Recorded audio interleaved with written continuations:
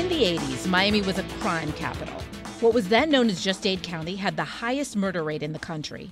And nearly 3/4 of all the cocaine that made it to the U.S. passed through South Florida. Drug deals happened in broad daylight, in parking lots, shopping centers. Action! Around that time, a television show came to town, inspired by all the wild reports. Miami Beach before Miami Vice was so run down. It wasn't the place it became. It was sleepy. Crime was high. You didn't really want to go out at night. I grew up in Miami. I was born in Miami Beach, Mount Sinai, Miami Beach. And I know what South Beach was like. And all you saw on all of those front porches were rocking chairs. And people, elderly people, would just sit in the rocking chairs and stare out at the empty beach. And that's what South Beach was. It was, as somebody called it, God's waiting room.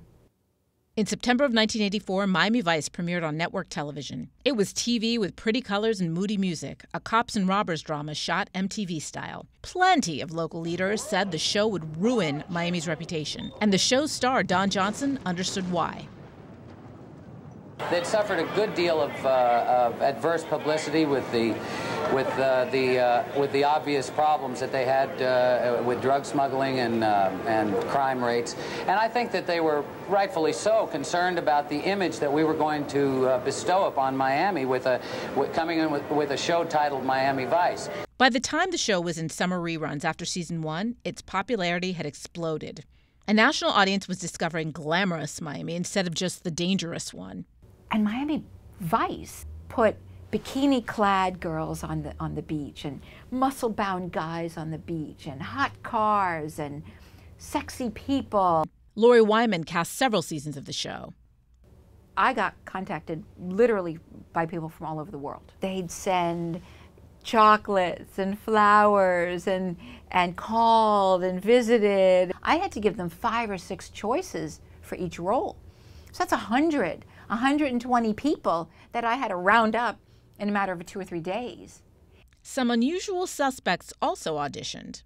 Some of the actors that came in to audition for me were the real deal. Just because these guys were drug dealers didn't mean that they didn't want to be on Miami Vice also. You know, these were scary guys, but what was interesting was they were more afraid of me because I was the casting director. University of Miami alum Sandra Santiago played Detective Gina on the show.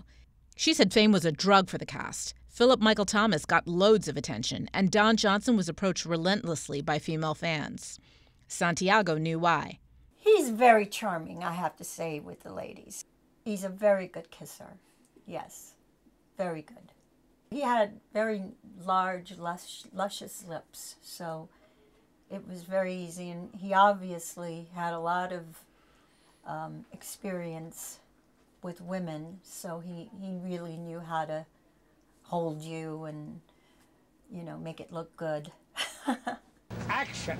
Excuse me, guys. While Miami Vice looked different because it showcased pastel-colored suits and no-socks fashion, it also sounded different. Howard Cohn was the Miami Herald's music critic for years. I would put on the songs that I heard the night before, like Phil Collins' In the Air Tonight, and drive around at night, and I'd feel like this energy. You'd feel you were part of something, and it felt cool. Suddenly you felt you had your own soundtrack. If you lived in Miami, you had your own soundtrack, and it was the pop songs of the day. And Cohen, like a lot of people, dressed the part. I had the Vice outfit, that pastel top. It would have been turquoise. I had the cream color pants, the loose fitting pants, no socks in the shoes. Total Don Johnson look. The look of the show celebrated Miami fashion and Miami architecture. The opening sequence featured the Atlantis, a building designed by Coconut Grove firm Arquitectonica. Then producers shot an entire episode at a Miami Shores home called the Pink House.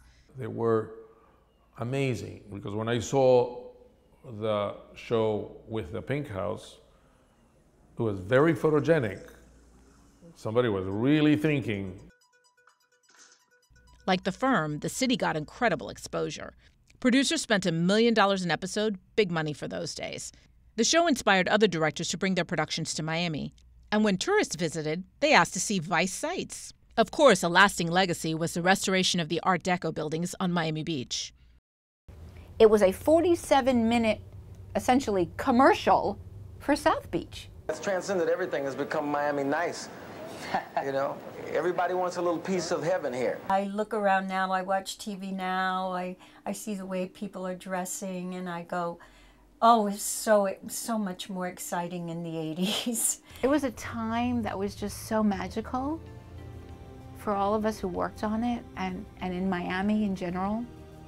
It was just a phenomenon that I don't know if it'll ever be repeated.